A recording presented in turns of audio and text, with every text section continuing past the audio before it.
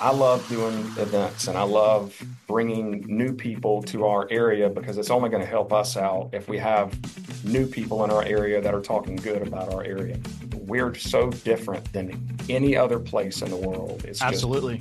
It's just crazy that a lot of people don't know about it. That's something that I've always been striving to do is just bring people here that have never been here before.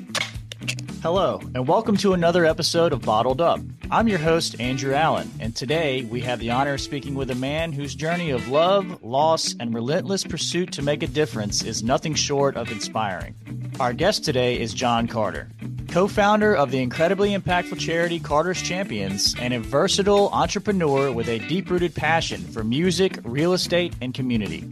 John's story begins with a poignant chapter, the loss of his beloved aunt to triple-negative breast cancer, a turning point that transformed his grief into a powerful force for good. From organizing creatively themed fundraising events like Boating for Boobies and the iconic Pink Dress Run, to help running a successful Wagyu beef ranch and expanding his real estate business, John's commitment to bettering the lives of others shines through every endeavor he undertakes. We'll dive into the foundations of his charity work, the trials and triumphs of building a community-focused organization, and how his family's musical legacy continues to influence and inspire his journey. Plus, we'll get a glimpse on his latest passion, sneakers, and the vibrant sneakerhead culture that comes with it. So buckle up and get ready for an episode filled with emotion, motivation, and undying spirit of hope and generosity. Enjoy the show. Welcome to Bottled Up. Today I have a very special guest, Mr. John Carter, the co-founder of Carter's Champions and a real estate agent at Century 21. John, thanks for coming on the show. I appreciate you having me. Absolutely. So, John, I'm interested to talk to you a little bit about all the things that you have going on. I know you're a really busy man, so appreciate the time. But I know you grew up in Gulfport. So when you were little, did you expect to find yourself in doing all the things that you do now, or how did that all come about? So let's start with, where did you go to school, high school and elementary school? So I was born in Gulfport, and shortly after that, I guess about 2 years after, we moved to Lafayette, Louisiana. My father had a restaurant called the Catfish Shack over in Lafayette, and so I went to school at Woodvale Elementary over there. We left around about sixth grade or so, came back to Gulfport and was in Coast Episcopal for a little while, then went over to Bayou and finished through Gulfport High. Okay, good deal. Where'd you end up going to college, John? I did a little stint over at Jefferson Davis, but found out that the college life just was not for me. I was more of a worker and I wanted to be out there and just learning different trades. So that's what I decided to do. What was the first thing you did after you decided, and college isn't for everybody, man. Some people, well, you have to go to school, like if you want to be an engineer or anything like that, and you kind of have a focus on that. But college is not for everybody. So what did you do after you decided and had the realization that you're going to get out and you're going to start in the workforce? So I started in the restaurant business because I wanted to follow my father's footsteps and just go kind of the same route that he did because it was successful for him. So I started out in the restaurant business and ended up after Hurricane Katrina going over to Green Cove Springs, Florida, and worked with Chili's over there. Ended up being a manager with the Red Lobster over in St. Augustine, and found out the restaurant business just was not for me. It's a rough business, man. It is, man, it's tough. It is so tough. But then I went into the casino business with my father and actually still currently do a lot of stuff with the casino. Okay. And the casino that he's speaking of is Island View Casino in Gulfport. At that time, was it Island View or was it the Copa? So that wasn't the first time I'd worked for him. While I was still working with the restaurant business, I was also working with him in his retaurant, learning all of that aspect of it. And so whenever I left Red Lobster and went back to work for him, I went back in as a host and just started just learning every aspect of the business that I possibly could, going and talking with everybody, meeting all these new people, and just trying to expand, basically. Trying to think of how to say that. Well, I think that your trajectory kind of mirrors mine a little bit, where you had a family business that obviously was successful with your dad, and you basically dedicated your time to learning the ins and outs of every piece of that business and started at the bottom and worked your way up. And that's the only way you can appreciate what people do underneath you is if you've done it before. Right. And so, yeah, I totally understand that mindset is, you want to, if you're going to get in the restaurant business, you want to know what it's like to work in the kitchen. You want to know what it's like to be a host. You want to know what it's like to schedule out all your waitresses and waiters. You want to know how it is to manage a restaurant. And I imagine managing a chain is highly difficult. I mean, with Red Lobster and Chili's, like you said, man, that's got to be a constant grind because employees will dip out on you. You'll have somebody scheduled for a shift, and guess what? Now you're working the shift. I mean, That's exactly right. there's a lot of that going on. Yeah, it's a tough business, but it's also a very rewarding business as well. Oh, the people are great. And the way that I look at my business, I know you probably feel the same way about yours, is it's not main, the business kind of goes along and encompasses the people that work for it. So it's more about getting to work with the right folks is what makes it fun. That's exactly right. So John, you started working in the casino business with your dad, and how long did you do that before you became a real estate agent? So I got into real estate, I guess it was about 5 years ago or so. I was coming home from Texas, from Christmas with my wife and my kids, with my in-laws over there. And I just started thinking about all the time that I've been away from my family and just working these late nights, being there till 1, 2 in the morning. All during the day, I'm doing charity stuff and everything else. So I had to find some way to balance my work life and my home life. And so I decided my sister and my brothers were already doing real estate with Jay Carter and Company Real Estate and Development at the time. So I went over and talked to them and just started that process and still maintain a small role at the casino because I never want to give that up. That's kind of runs through my blood now. I've been doing it for so long and know so many of the people. I've formed so many great relationships, and I just don't want to just walk away from that. So that's it's been an amazing journey. I've got to meet some of the most amazing people I've ever been able to be around, and I'm just blessed. Yeah, there's something about that can be said about getting to do something that you enjoy and getting to share that with your siblings. Definitely. I think that, having success by yourself is one thing, but allowing you to share that success and spread it across family members that you have that you love is something very special. So yeah, you are blessed in that respect. I totally understand how that works. So before 5 years ago, Century 21 came about, and y'all have been rolling with that ever since. What made Carter's Champions your cancer charity that you have and that is highly successful on the coast? How did that come about, and what was the catalyst that just made you decide that you wanted to start giving back to cancer treatments? Man, you're gonna have me balling on here. Listen, John, I know you well enough to know that you're passionate about this. And Mm, if people are passionate about something that helps and gives back, that's what makes it worthwhile. A lot of people will create charities for a reason where they just want to look good or they want to try to get money thrown at them. mm. You do it for the right reasons. So if you're willing, I'd like to try to get into it a little bit. No, I love telling the story just because maybe somebody might hear it and be affected in the way that I was affected by what had happened and turn it into something positive. And that's so my aunt, I was very close with my aunt. We worked together, so not far from each other at the casino for many years, and got to spend a lot of time with her. Well, she came down triple negative breast cancer, and she was doing really, really well. And then all of a sudden, out of nowhere, it just took a downturn. And for the last 7 days of her life, I was able to go to her house and stay with her. And the day she died, I walked out of there and told myself I wasn't going to let anybody else feel the way that I did. Right. That's why I started. I didn't start it by myself.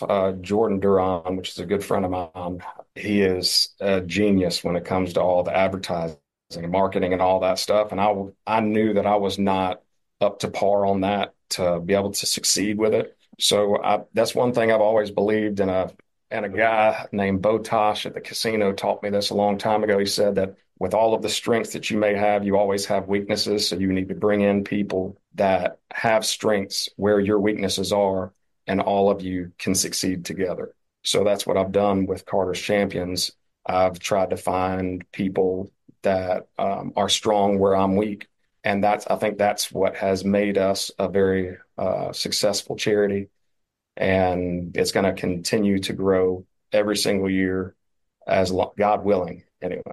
Well, John, I appreciate you sharing that with us. And we try to help you out. I know with Carter's Champions, and we're going to do that again this year. I appreciate you very much. So, for anyone who wants to help or reach out, if you're listening to this, we'll give you information at the end where you can go and how you can help and what events are coming up, and you can help a good local charity that has well intentions and that is successful in the community. So, I mean, I think that doing what you did, walking out of your aunt's house that day and realizing that you're going to do it to help others who could possibly feel the way that you felt, comes from the purest form of intentions, right? I don't think that there's any rough edges when it comes to wanting to do that. And I do know Jordan personally as well. I've been on his podcast, and he's an idea man. Yeah, he is. And He's got a bunch of them. absolutely, he's got content and upon content every single day. So it's a very, very smart move you made about filling out your weaknesses with people who are strong. I think that's a really good business tip for anybody out there. To have that mindset, you also have to have humility with yourself, right? You can't think that I can do it all alone, right? A lot of people feel that it's my word or the highway. If it's not my idea, it's a bad idea. They let pride get in the way. And Sure. if you knock all those walls down and you're like, listen, I'm just like you. I'm aware of where my deficiencies are. You're better at this than me, and doing all that for a good purpose is fantastic, John. So I commend you on to dedicating the amount of time that you dedicate to the charity and all the events that you guys put on and the money that you raise. It's fantastic. I appreciate that. So how many events does Carter's Champions put on an annual basis? So we last year, I believe we had 4 or 5. The year before that, we went a little crazy. We did about 13 events to see exactly what was going to work and what wasn't going to work. And I'm glad we did, because we found 4 staple events that are going to happen every single year, I think. The first one being Boating for Boobies, which just happened this past weekend, which was a big success. Stacy at Captain Al's and Albert and that entire committee with Gina Locasio, John Locasio, Randy Richardson, Shelly Haley, Karen Roberts. I know I'm probably missing a couple, but they are just absolutely incredible, and they have taken the reins and ran with it and just made it an incredible event.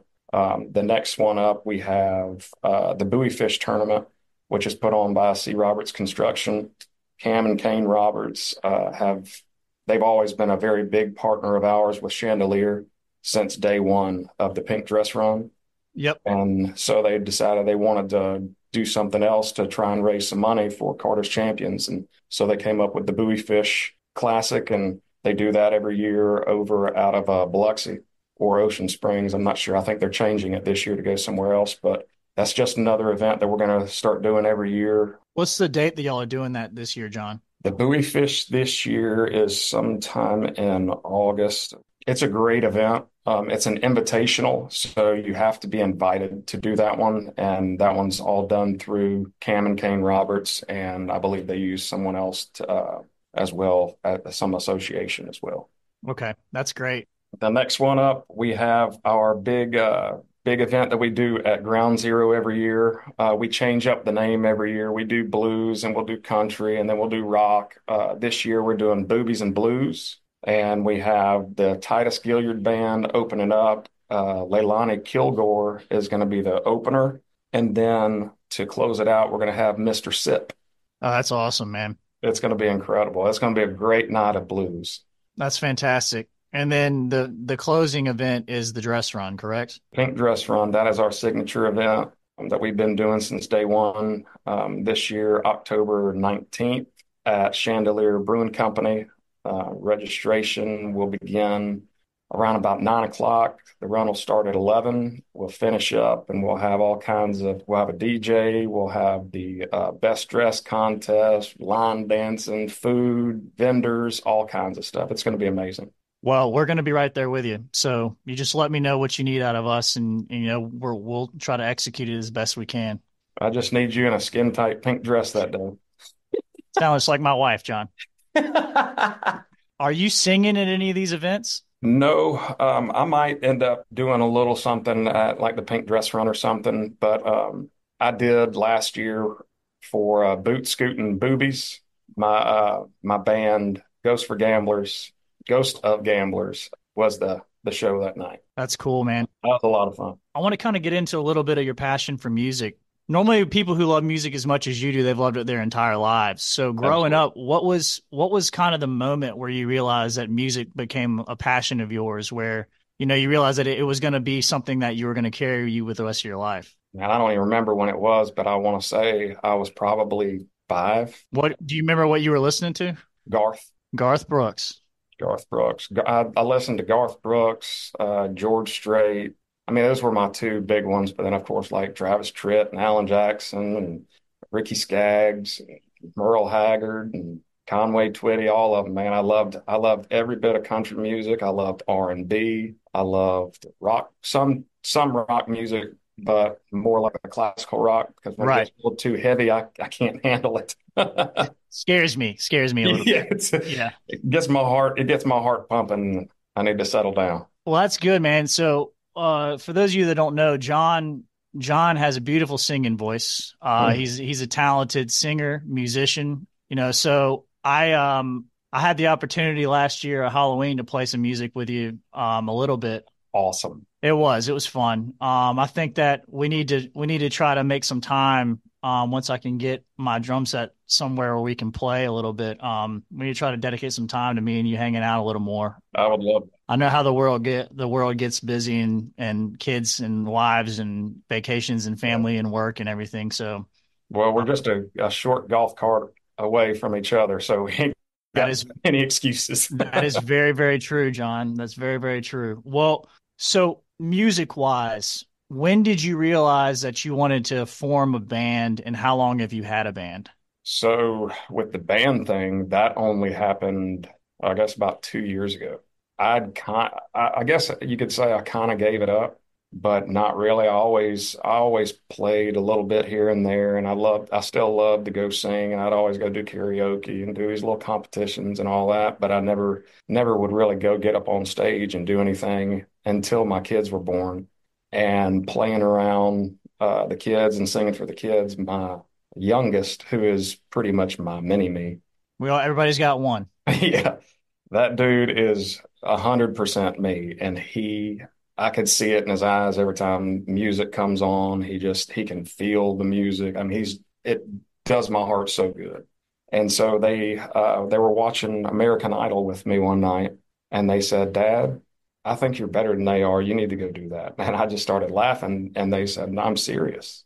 And so I told them, I said, "Well, you know what? Maybe I will do that one day, but not anytime soon." And they asked me if I would just start playing more and doing some other stuff. And so I went and sat down with now my duo partner, Carrie Lane. She had been also pushing me because of singing with her a couple times at a few events. And she finally sat me down, her and Terry McCormick, my entertainment director for my charity, sat me down and said, "You're doing it, and we don't want to hear anything else about it." And so we had our first show at Ground Zero, me and Carrie. It was on a Thursday night, and we sold the place out. It was pretty crazy. That's awesome, And John. I knew right then and there, after getting on stage in front of all those people and seeing their reaction and all that, I felt something that I'd never felt before. And A special feeling. it was like I was supposed to be there. It was pretty cool. Well, the feeling that you're describing when you were talking about your youngest, a lot of people, when they hear music, they just hear it, right? Some people feel it, Right.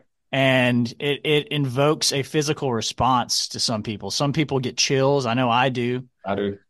with certain musical tones and certain harmonies. Like, I have a physical reaction to it. And I think that's a genetic thing. Yeah, I So think was your dad or mom ever really into music or anything like that?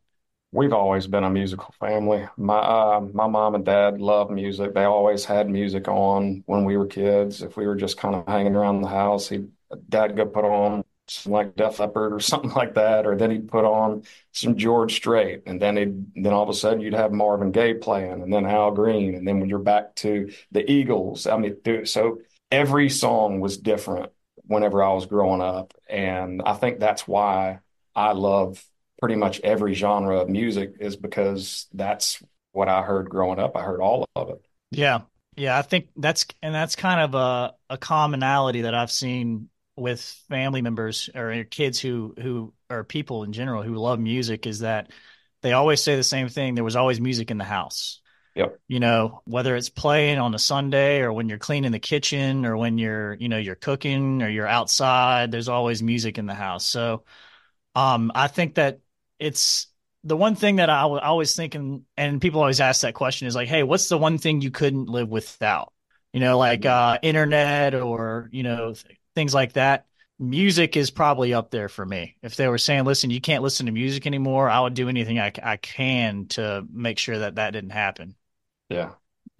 So, well, John, I want to ask you a couple more questions about the real estate company. So, Mhm. you're not just in Mississippi, you're all over the Southeast. How far does Century 21 go when it comes to real estate? So we are in Louisiana, Mississippi, Alabama, and the Florida Panhandle. Okay. And how does each state differ when it comes to selling real estate in those states? And do you all have offices in all those states? We don't have one on the Florida Panhandle. We have our Gulf Shores office is able to also work the Panhandle as well. But we do Okay. have an office there. We have an office in Old Metairie, and we have one here in Gulfport. Okay. How often are you going over to those other states to check on it? So I haven't been able to get over there a whole lot. I actually just went over there. What's today? Friday. I went over there Wednesday to the Gulf Shores office.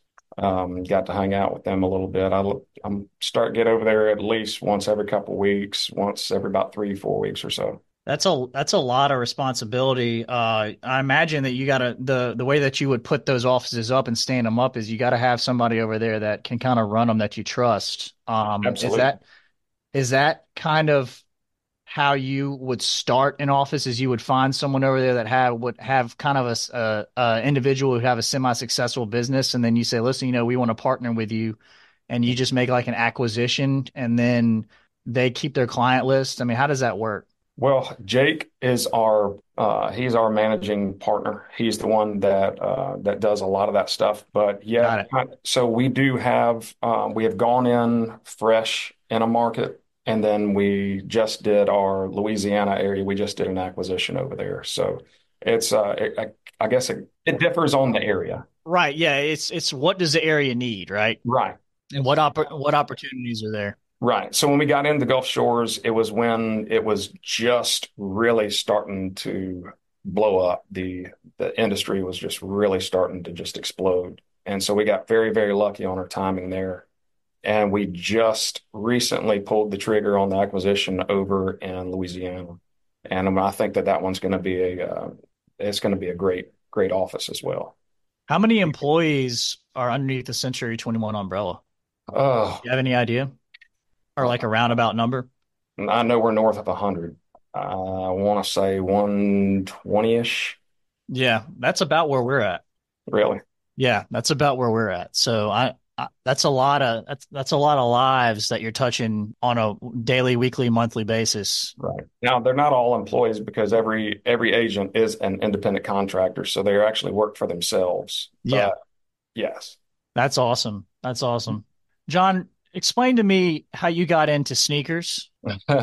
So, sneakers. Randy Richardson. For those that don't know, John's a sneaker connoisseur, and he sets up sneaker conventions and events where other sneakerheads who enjoy shoes can come and kind of geek out on them. So kind of That's walk right. us through how that process came about and explain to people, what the events are and kind of just run through the whole gambit.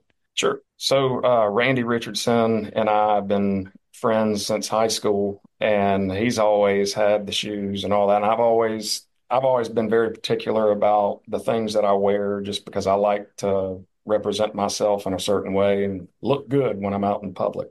And I always noticed he was the same way. And he came to work for us a few years ago, and I saw him every day in his office with different Nike shoes. And I'd never put on a pair of Jordans. At that moment, I'd never put a pair on. How old were you, John? This was only like a year ago. Oh, wow. So this is brand new. Yeah. So I've always had like the exotic boots and all that. I've been big into that, and I've always liked Adidas and just comfortable shoes that actually still look good. But I never could go toward the Dunks or the Jordan ones or the basketball shoes or anything like that until I was talking to Randy one day, and he said, "Man, you just got to try just one time." So I ordered a pair of Jordan all black golf shoes that are also just regular shoes. Yeah. And I fell in love with them. And then I ordered another pair. And then I ordered another pair. And then another pair. And then we were sitting down talking one day, and me and Randy were talking about going over to a convention over in Louisiana. And he and I just both had the light bulb moment at the exact same time and looked at each other and said, why don't we just do it? And that's where it started. Within an hour, we had our LLC was already done. We had already started to make phone calls on event space. And I think within 3 days, we had our first event in the books ready to go. That's wild how fast that went. Well, when you're passionate about something, like I love doing events and I love bringing new people to our area because it's only going to help us out if we have new people in our area that are talking good about our area. So that's the biggest drive for me in any event that I do is to showcase our amazing community that we have here. And we're so different than any other place in the world. Absolutely. It's just crazy that a lot of people don't know about it. And so that's something that I've always been striving to do is just bring people here that have never been here before. Anytime I talk to somebody, and there's been some times where I've talked to some new kids that have come into parents of new kids who have come into my kids' classes or anything like that, and I'll ask them where they're from. I can obviously tell they're not from where we are because, Mhm. as you well know, if anybody's from where we are, your parents know their parents, or they know That's their right. uncle, or they went Yeah. to school with them, or they go, oh, yeah, she used her maiden name used to be this. Yeah. And it's like everybody knows everybody in this community. So when you find someone who's new and you ask them, hey, so you're from Washington State. And I was talking to this couple and they're like, yeah, we're from Washington State. We came and visited here 2 years ago and then we moved here. Yeah. It's like that's a high compliment to our community that we have. This is this little hidden gem that we call the Mississippi Gulf Coast. And you're right, it is unlike anywhere else in the world, and it's ours. We're blessed to be able to call it home. So I think that anything that we can do, like whether it's a sneaker convention or whatever, to bring people to come and visit and see this community and see how the people are and how nice we all are and how Southern hospitality is not just in the movies. Exactly. It's a real thing. So I think that's a great, the fact that I didn't realize it had only been a year that you've been Yeah. doing this, John. So how many events have you done with the sneakers in a year? So we've only done one event. The one we did May 19th of this year was our very first event that we've ever done. Okay. We've got another one on the books for November 10th. Our first one was at the Lyman Community Center on Dido. And after that, we decided, we're going to have to go bigger. So we went over to Jefferson Davis Community College, and they have that new hospitality center there and walked through it. And it's like the heavens opened up. It was like, this is your spot. And so Right. we locked it in that day, and we're ready to go for November 10th. All right. Let me know how I can help with that one as well. Man, that'd be awesome. I appreciate that. John, I want to ask you about one thing we haven't touched on, and I'm interested in this. Can you go through the origin and how Blackjack Ranch came about? Yeah. So we, I guess about 25 years ago or so, my dad purchased some property up in Stone County on Sunflower Road to do like a little family ranch up there. My stepmother grew up in the Wiggins area, and so we he wanted to have something up there, just a good, beautiful piece of land where we can all get away from the city and just go up there and just relax. Yep. And so him, me, my brothers went out there on dozers and cut out lakes and pushed trees, pushed a bunch of dirt, and he had a guy come in, Shep Batson. This dude is an absolute, he's like Michelangelo with dirt. It's amazing. But they shaped everything up and just he still goes out there on his excavator from time to time and goes out and cleans ditches and all that stuff. It's pretty cool. But so we had at that time we had the Black Angus and we had a little over probably 50, 60 head. And then he went over to Dallas and had dinner at a restaurant one night and had a Wagyu steak, Yep. and it blew his mind. He came home, started doing research on it and all that, and then that was all she wrote. He got him a beautiful bull and a couple heifers, some calves, and then started slowly doing it there at the ranch until he really, really got into it. And then we ended up purchasing a another ranch up off of Olwell Road, and we now have it up there. So, question about Wagyu. The treatment. So, for people who don't understand what Wagyu beef is, explain kind of the difference between a regular Black Angus cow and what you do with Wagyu. So the regular Black Angus does not have that high fat content, all the omegas and all that stuff that the Wagyu does. And the Wagyu fat is one of the healthiest fats that you can put in your body, period. Yep. We use the Wagyu tallow for lotions. We use it for chapstick and all that. I mean, I'm not even kidding when I tell you I took this lotion. We were over in Orange Beach. I had this crazy sunburn. I put it all over my body and it took the sting out and the sunburn was gone in 2 days. It's incredible. I know that you guys are selling. You have sales up there on some of the beef that you guys do. How many heads of Wagyu do you have up there right now? Do you know? Oh man, don't get me lying. Give me like within 50. Within 50, probably about 100. Okay. That's wild. We may have more. I know they did they went to an auction not long ago, so we might have a few more now. But we've been running through meat a lot, so That's really, really cool, man. I know that the treatment of those animals is a little different than regular cows. Do y'all have to treat them any different up there? I mean, not really. You just treat them with love and respect, and just like you would any other animal on this planet, including humans, you treat things with love and respect, and it'll love you back. Exactly. Well, John, I've asked you about everything under the sun today, and I've taken up enough of your time. I really appreciate you coming on, and kind of sharing us an insight to your world and the things that you're passionate about. And I hope to see you soon in person. Thanks for coming on the show. Man, I appreciate you having me on. Thanks so much. Also, thank you for everything that you do in this community as well. There are too many people in this world right now that do the things that you do, and you have a huge heart, and I'm just blessed to be able to know you.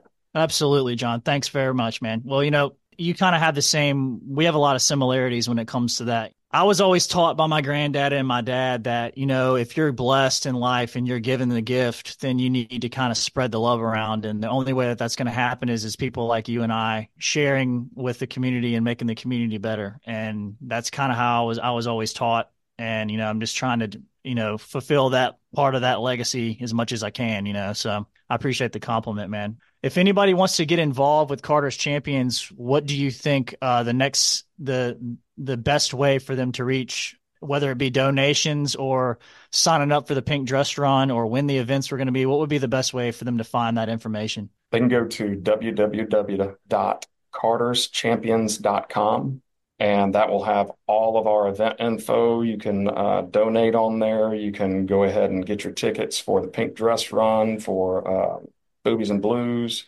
And then I believe we're going to have some information on a few other items as well on there that we're going to be doing throughout the year. And you can also find us on Facebook all you have to do is look up Carter's Champions on Facebook, and we have everything on Facebook as well. Okay, fantastic. Well, John, if there's anything else you want to tag or let the listener know about, let me know. Do want to say one more thing, and I just want to say to anybody out there that is listening that if you got something on your heart, go out there and do it. Don't just let it sit there. Go out there and do it. That's all I can say. Thanks, John. That's great advice, man. Well, that wraps up this episode of Bottled Up. John Carter's journey from founding Carter's Champions to his involvement in real estate and community events is truly an inspiring story. Remember, it's these stories of dedication and heart that remind us of the power of collective effort and compassion. A big thank you to John for sharing his story with us today. It's a testament to how we can all turn personal loss into a beacon of hope for others. John Carter is one of many local heroes who make our coastal city the incredible place we all love. If you want to learn more about Carter's Champions and their upcoming charity events, visit carterschampions.com or follow them on social media. Plus, those interested in some good Wagyu beef should keep an eye on Blackjack Ranch. And lastly, a big thanks to you, our listeners, for tuning in to Bottled Up, where we are all about uncorking the stories that shape our Mississippi coastal home. And remember to always support our local businesses, restaurants, and attractions. Cheers.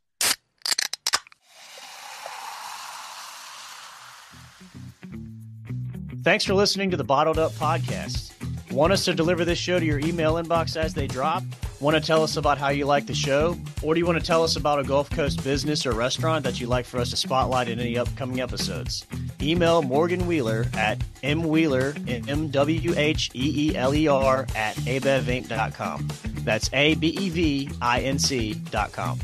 Want to know more about Allen Beverages and how we work with our clients, partners, and vendors? Check out allenbeverages.com. This show was edited and produced by Johnny Gwynn and Deep Fried Studios.